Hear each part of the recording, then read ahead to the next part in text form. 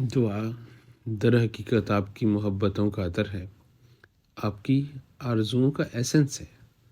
دعا پر یقین ہونا محبتوں کی تصدیق ہے۔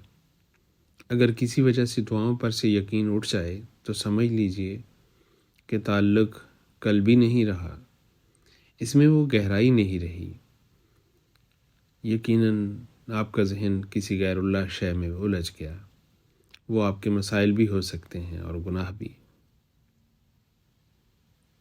مشاہدہ یہ ہے کہ جب ہاتھ اٹھتے ہیں تو ذات الہہ اور آپ کے درمیان کوئی چیز حائل نہیں ہوتی۔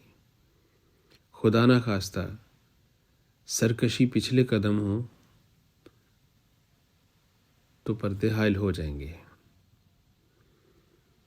ایک لذت نفسانی انسانوں کو پستیوں میں لے جا سکتی ہے جو اعلیٰ سے اسفل کا رابطہ خراب کر سکتی ہے۔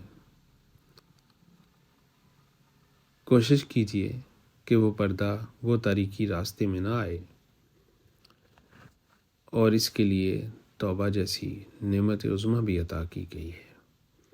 خاصان حق تو یہ یقین رکھتے ہیں کہ عبادت صرف ایک ہی ہے اور وہ ہے دعا۔ ہر لمحے دعا، ہر حال میں دعا، بس مانگتے رہنا چاہیے اس سے، اور وہ اس بات کو پسند کرتا ہے۔